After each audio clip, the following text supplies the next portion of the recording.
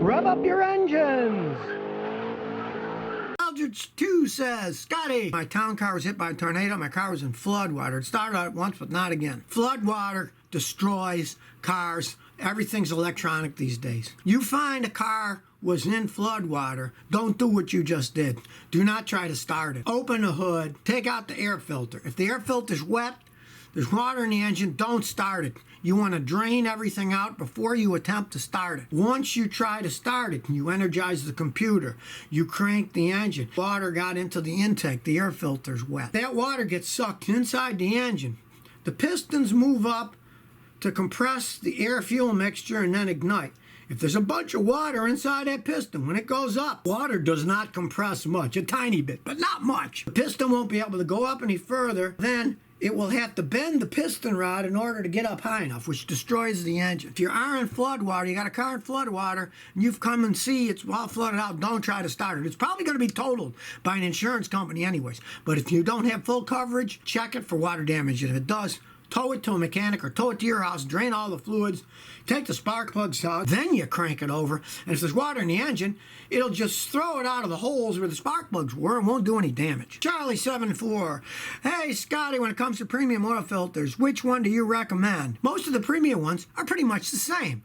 I did a little research a while back and I found out that Mobil One, they don't make their own filters. It's a fancy Fram. Fram made them, at least back last year when I researched it. So I bought one of each and cut them apart, and lo and behold, they were exactly the same inside. Don't make their own filters. Shell Oil, they don't make their own filters. Theirs are made by Fram too. So high quality, it doesn't really matter which one you buy. I buy them online. I go to Amazon and find the cheapest deal I can find on premium filters. Then I'll buy like 4 of them for my car. Then I don't have to think about it for a while. And if you go to the discount auto parts stores, a lot of times their premium oil filters are like $12. You can get them online for like $6, and it's the same exact filter. Lorenzo B says, I was looking at a used Miata. I did a VIN check on NICB for free. It came back as a salvage. What does that mean? Don't buy it.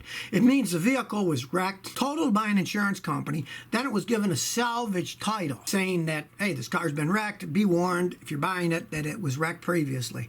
Big enough that an insurance company totaled it. I am never a fan of buying those vehicles, period. Now, I've had customers buy them. Maybe it was just the doors crushed and stuff, but it's an older car, so they totaled it. You're still taking a chance. It's a late model one, I wouldn't touch it because all the computer stuff. But let's say it's a 25-year-old Miata.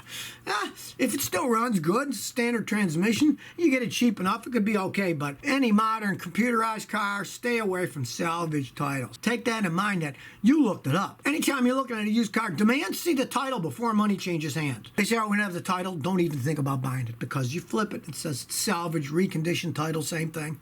Don't buy it. Sally G. Scotty, my 2000 Corolla engine makes a strange plastic rubbing noise when it's loaded down. Look in the front and the back too, but mainly the front. Inside the fender, there's those stupid plastic fender liners. And there are all kinds of different pieces. And when I was young, hey, at least they were better made. They had 10mm bolts that bolted them in place. Now, guess what they use? Those stinking little plastic inserts that plug in and snap in. Well, those things break. You hit a big bump. A lot of times they'll snap off. Then, when you look inside, when you jack up the car, you'll see the plastic has all been rubbing. That's what this crunchy noise is. Put bolts back in if you want. That's what I do a lot of times in my own cars. I say, heck with that plastic crap, and I'll just get nuts and bolts instead of the plastic ones and bolt them in place. Then they're never going to come off again. Roberto Luis says, Scotty, I love classic American cars. My favorite is 1977 Cadillac Sedan DeVille. What do you think about buying one? If you don't mind a giant American gas hog that you're going to have to fix all the time, go right ahead. I had a customer that actually bought that same car in red. It was candy apple red. Somebody painted it candy apple red.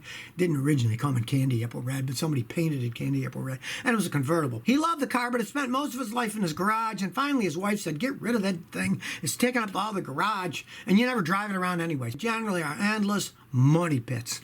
If you want a toy and you got space to store it and you don't care about horrible gas mileage because it's a toy that you're going to drive, 1,000, 2,000 miles a year, go ahead and get it as a toy.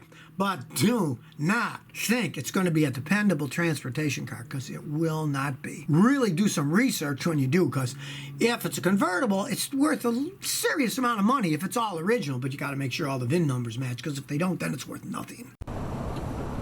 So if you never want to miss another one of my new car repair videos, remember to ring that bell.